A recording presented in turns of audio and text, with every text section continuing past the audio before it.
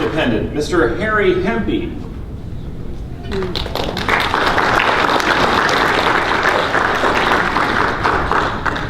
Hi. Pleasure. Okay, hi. First of all, I'm not an independent. I'm a Green Party member, and if you don't know the Green Party stands for grassroots democracy, for nonviolence and everything, for sustainable long-term ecological wisdom, and finally for economic justice and social justice for everyone. Thanks to the Arvada Chamber of Commerce for orchestrating this event. This is the 5th open debate or forum for Governor this year, the 5th and last open forum. And you should all realize that the Arvada Chamber of Commerce has been very persistent in getting us all together, and they deserve recognition for for not taking no for an answer. So this is a great event. It's hopefully a precedent for the way debates and forums will be held in the future. Yes. And so that's really good. I want to talk about 3 things that have not gotten ample attention in the debates so far, starting with wages. Wages are falling in Colorado. They've been falling, they've been falling certainly since the turn of the century. The median real wage in Colorado has gone down 11% in the last 14 years. And just in the last 3 years, median wages have fallen 5%. That means the average worker in Colorado has 5% less purchasing power than when Governor Hickenlooper took office. We claim we're having economic recovery, but it affects or benefits about 10% of the population. Yes. That's not right. So for wages, we can't tell the transnational corporations, which, by the way, employ the majority of the minimum wage workers in the state. We can't tell them what to pay their workers, but we can do something. We can raise the minimum wage in Colorado. Yeah. And I don't have a lot of faith that the legislature is going to jump to that. So what I propose is that towns and cities be given the right back to set their own minimum wage. That right was taken away by the legislature in the 90s, and I'm asking for that to be repealed, and I would ask all of my fellow candidates to join me in working for that. The next issue that hasn't had a lot of discussion is clean, renewable energy development. Sorry, I misspoke. I think they say clean, responsible energy development. Fracking and oil and gas development is neither clean nor responsible. Yes. Every day, on average, well, there's more than 365 oil spills per year. So that's an average of an oil spill per day under the ground. Emissions of greenhouse gases and toxic gases happen 24 hours a day, every day in Colorado. We're putting polluted fracking water back into the earth and taking it away from our water supply. Yes. All the time. That's not clean, and it's not responsible. We need to get on to renewable energy, and at a minimum, we need to stop putting more oil and gas development in Colorado. There are 15 exemptions in the severance tax code for oil and gas development that costs us $250 million a year in taxes. We need to stop that. And finally, we need to have, I have 3 seconds. So I'll talk about educating voters some other time. Thank you. Our Green Party candidate, Mr. Harry Hempy.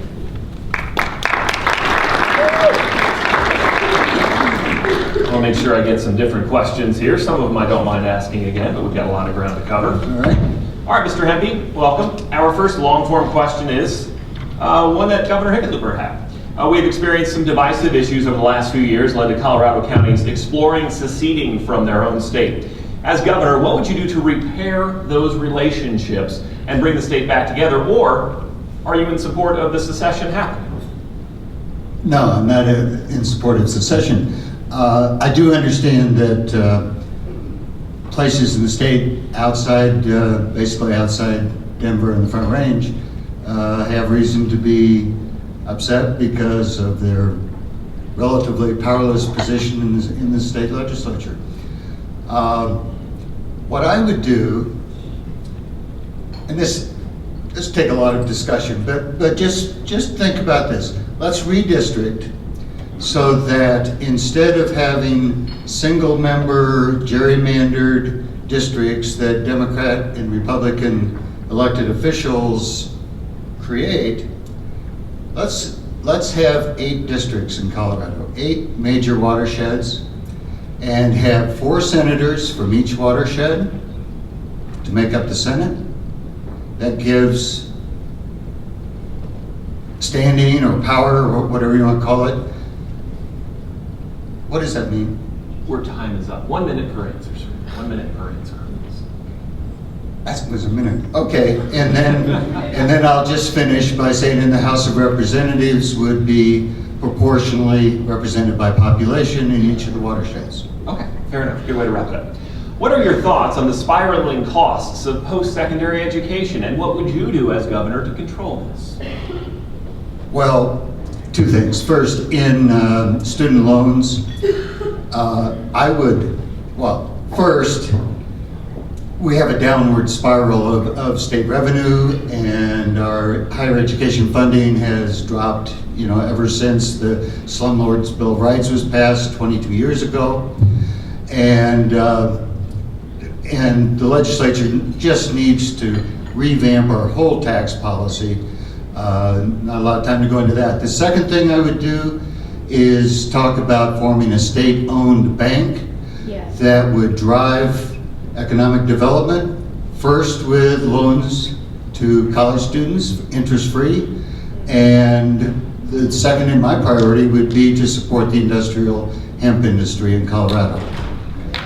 And our final question, before we get to some rapid fire, you'll have a minute for this as well. Should there be local control at the city or county level regarding oil and gas? I think ultimately local communities are responsible for the health and safety of their citizens. So if the state is failing to protect the health of their citizens, the locals should have control. And I have a really good point.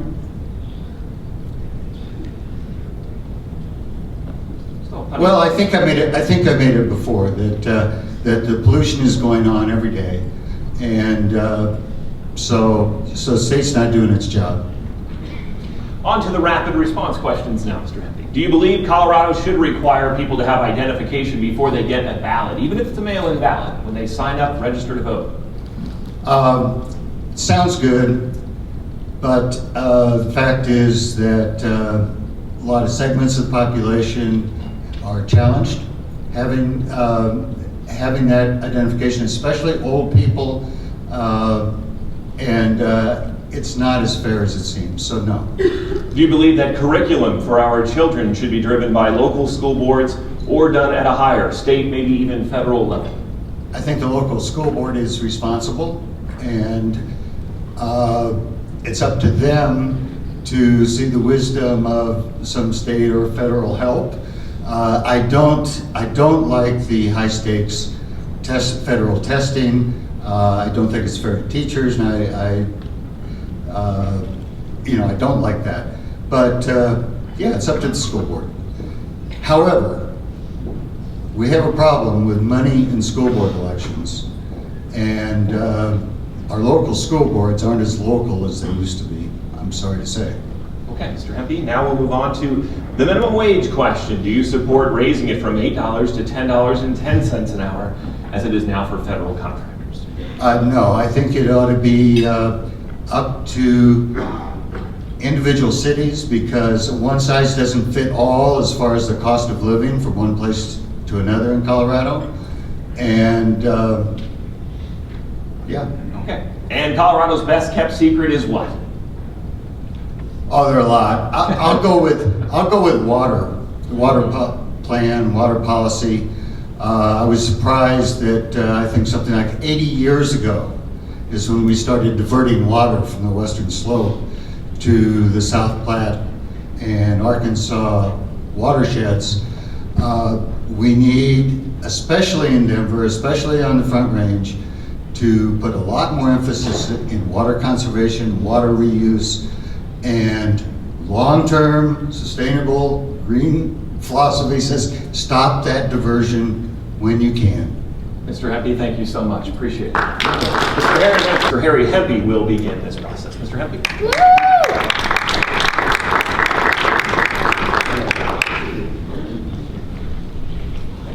Okay, let's talk about democracy and plutocracy. Our election system basically is a plutocracy, or has been, and I'd like to see that change to a democracy. Even this year would be great. An informed electorate is the basis of a good democracy. And so at the risk of being a political wonk or a policy wonk, here's what I would do. First of all, I would put the names of every candidate for office in the blue book that talks about judges and amendments and propositions. Yeah. As it is today, the first time most people learn who's running for office is when they open up their ballot. That's wrong. Yeah. There needs to be a law that says the Elections Division will inform the public, all registered voters, of who's on the ballot in that blue book. Secondly, debates. We've had open debates, we've had private sponsored corporate debates, but they're not sufficient.